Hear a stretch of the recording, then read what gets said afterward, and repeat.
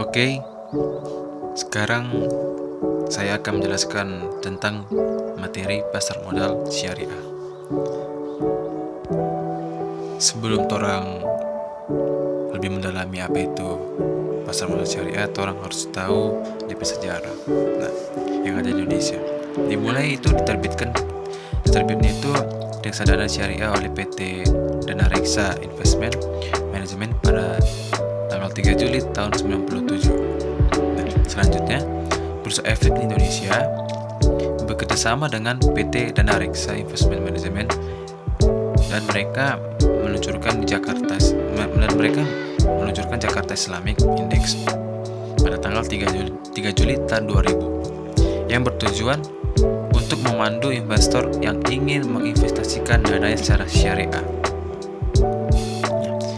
Sesuai dengan ditetapkan dalam menentukan kriteria saham-saham emiten yang meninjau komponen daripada Jakarta Islamic Index tersebut adalah itu pertama, memilih kumpulan saham dengan jenis-jenis usaha yang tidak bertentangan dari prinsip syariah yang sudah tercatat dari 3 bulan atau kecuali bila masuk 10 saham berkapitalisasi besar, dan juga memiliki saham berdasarkan laporan keuangan dalam tahunan ataupun setengah tahun, dan juga mempunyai kewajiban terhadap aktiva maksimal itu 90%, dan juga memilih 60 saham dari susunan di atas berdasarkan urutan rata-rata kapitalisasi pasar, dan itu sebesar selama 1 tahun terakhir, dan juga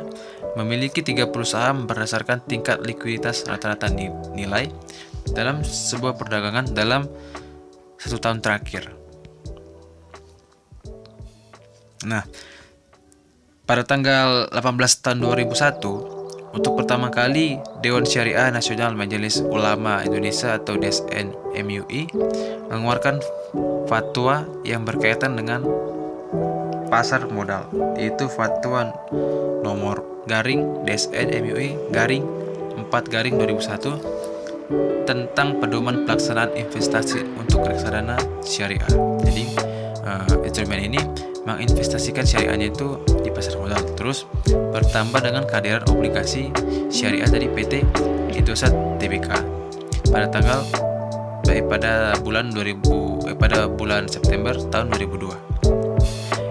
Instrumen ini dia merupakan obligasi syariah yang pertama, dan akad yang digunakan adalah akad mudra haraba.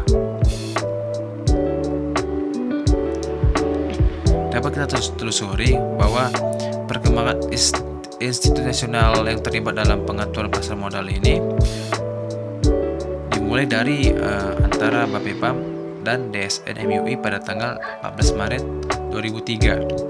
Nah, menunjukkan adanya kesepahaman antara Bapepam dan DSN MUI untuk mengembangkan pasar modal yang berbasis syariah yang ada di Indonesia. Bapepam sendiri menetapkan sebuah pengembangan pasar modal syariah yang sebagai salah satu prioritas kerja 5 tahun ke depan, yang dituangkan dalam master plan pada tahun 2005 sampai 2009. Lebih lanjut, pertama-tama mereka mengembangkan kerangka hukum untuk memfasilitasi pengembangan pasar modal yang berbasis syariah. Kedua, mendorong pengembangan produk pasar modal yang berbasis syariah. Nah, selanjutnya itu ada dua strategi untuk dijabarkan Bapepam dalam menjadi 7 implementasi strategi, yaitu 1. Mengatur penerapan syariah. Kedua, menyusun standar akuntansi. Ketiga, mengembangkan profesi pelaku pasar. Keempat, sosialisasi prinsip syariah. Kelima, mengembangkan produk karena menciptakan produk baru. Dan ketujuh, kerjasama untuk meningkatkan dengan Dewan Syariah Nasional atau DSN. Perkembangan modal syariah itu mencapai tonggak sejarah baru dengan disahkannya Undang-Undang Nomor 19 tahun 2008 tentang surat berharga syariah negara pada tanggal 7 Mei tahun 2008. Nah, undang-undang ini diperlukan sebagai sebuah landasan hukum untuk penerbitan surat seharga syariah ataupun sukuk negara. Peran-peran pasar modal syariah. Ada beberapa peran, yaitu pasar modal merupakan wahana pengalokasian dana secara efektif dan efisien. Pasar memudahkan alternatif berinvestasi dalam memberikan keuntungan dengan risiko tertentu dan memungkinkan para investor untuk memiliki perusahaan yang sehat dan berprospek baik. Juga melaksanakan manajemen perusahaan secara profesional dan transparan serta peningkatan aktivitas ekonomi nasional. Menurut OJK, ada dua peran penting pada pasar modal syariah, yaitu sebagai sumber pendanaan bagi perusahaan untuk pengembangan usahanya melalui penerbitan efek syariah, dan juga sebagai sarana investasi efek syariah bagi investor. Nah, jadi ini dimanfaatkan oleh siapapun tanpa melihat latar belakang suku, agama, dan ras tertentu. Ini ada konsep itu di mana ada tiga, yaitu fikih, ibadah, dan mualamah. Yang dalam ibadah itu mengatur hubungan manusia dengan Tuhan, dan juga hukum asalnya itu terlarang atau haram kecuali ada keterangan atau dalil yang memerintahkannya.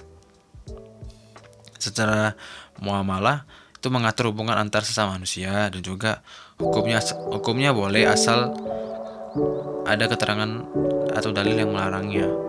Nah, dan juga dari muamalah ini terjun ke investasi syariah di pasar modal. Nah, dalam melakukan muamalah, manusia diberikan keluasaan untuk melakukan kegiatan, namun wajib memperhatikan hal-hal yang dilarang. Kegiatan ini termasuk sebuah kelompok muamalah, sehingga transaksi pada modal diperbolehkan sepanjang tidak ada larangan menurut syariah. Nah, kegiatan ini berspekulasi untuk dan manipulasi yang di dalamnya mengandung unsur-unsur gahar, riba, maisir, riswa, maksiat, dan kezaliman. Sesuai dengan PJOK nomor 15.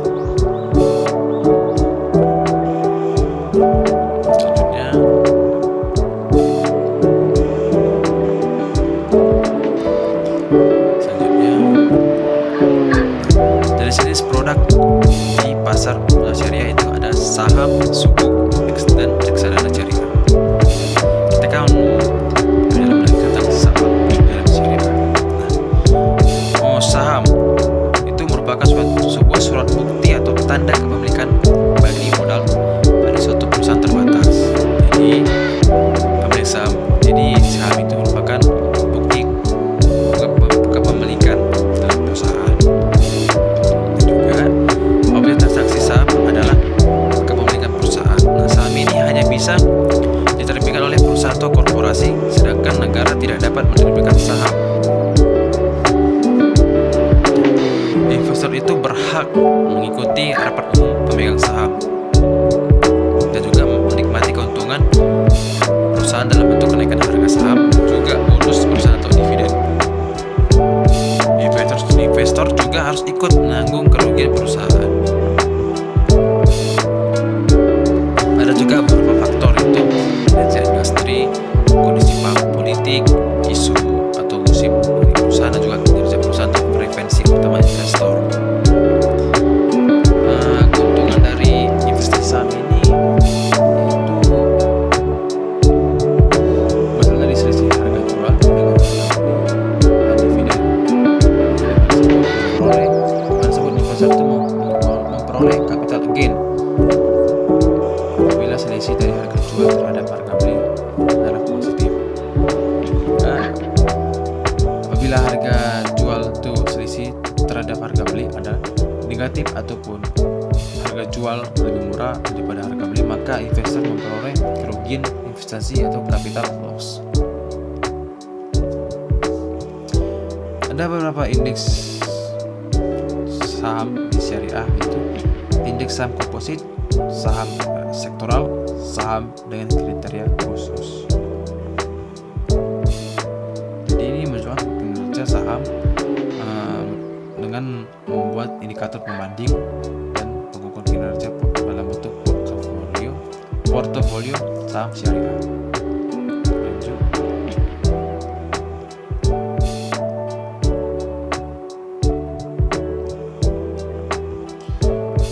Nah, kita akan lebih dalam lagi.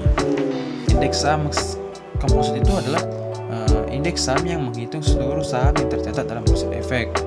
Sedangkan saham sektoral yaitu saham yang sejenis ataupun dalam sektor yang sama, dan saham kriteria khusus itu adalah indeks yang mencatatkan seluruh saham yang dihitung adalah saham yang memenuhi atau lolos kriteria yang telah ditentukan. Ada 3 saham syariah, yaitu Indeks Saham Syariah Indonesia atau ISSI, Jakarta Islamic Index atau JII, Jakarta Islamic Index 70 atau JI 70. Dan ini bentuk stok syariah yang tradingnya mengalami kenaikan. Nah, sukuk itu adalah efek syariah atau bersekuritasi aset, yang dimana itu adalah produk investasi yang merupakan hasil konversi aset real menjadi produk keuangan atau sekuritas untuk jangka waktu tertentu, yang dimana itu harus mempunyai aset yang lebih jelas sebagai dasar penerbitannya. Ada beberapa jenis sukuk berdasarkan akad. Sukuk yang menggunakan akad sewa sebagai dasar penerbitannya, karena akad itu adalah suatu keuntungan yang diterima oleh investor tetap dalam ukuran persentase tertentu. Sumber pendapatan sukuk ijarah yang akan konversi menjadi keuntungan yang diberikan kepada investor berasal dari ujro penyewaan underlying asset atau dasar penerbitan. Lanjut. Nah, ini sukuk mudharabah, di mana investor keuntungan usaha itu pertama itu dia menerbitkan sukuk sebagai sertifikat kepemilikan underlying asset, terus dia menyerahkan dana dari investor ke emiten, lalu dari emiten dana digunakan untuk memudar kegiatan usaha, dan keempat sebagian hasil usaha itu untuk emiten, dan juga sebagian hasil usaha itu didistribusikan untuk investor. Nah, dari emiten mengembalikan dana investor.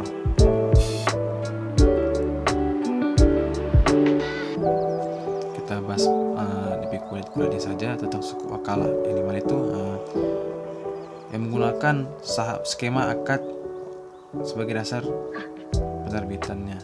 Nah, investor sebagai pihak pemberi atau pemberi kuasa, dan emiten atau penerbit sukuk sebagai pengelolaan portofolio aset atau oleh emiten. Karena menggunakan sukuk ini, maka nilai keuntungan yang akan diterima investor adalah tetap yang dituangkan dalam rangka persentase. Sebagai wakil yang sepakati dan disampaikan kepada investor, portofolio aset bisa fleksibel berdasarkan komposisi yang telah disetujui oleh investor. Dan ini skemanya. Investor, terus dia ke bank, user, terus wakala atau agentnya, lalu dia balik kembali dalam bentuk wakala atau agreement, terus balik ke suku. Reksadana dalam syariah,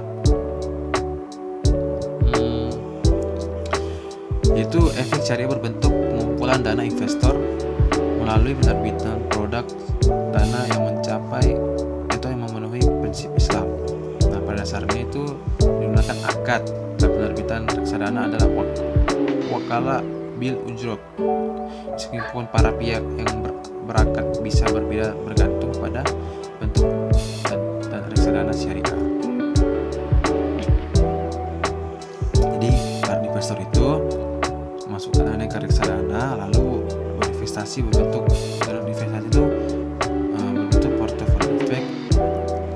lalu sudah langsung menjual investasi. Mekanisme pembayaran di syariah itu membuka rekening efek syariah, terus menyetor uang sebagai modal investasi, lalu baru bisa melakukan transaksi jual beli saham.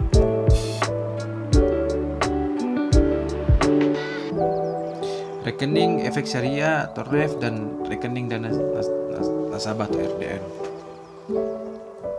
Nah, rekening efek syariah itu adalah rekening yang harus dimiliki oleh para investor sebelum melakukan transaksi saham di BI.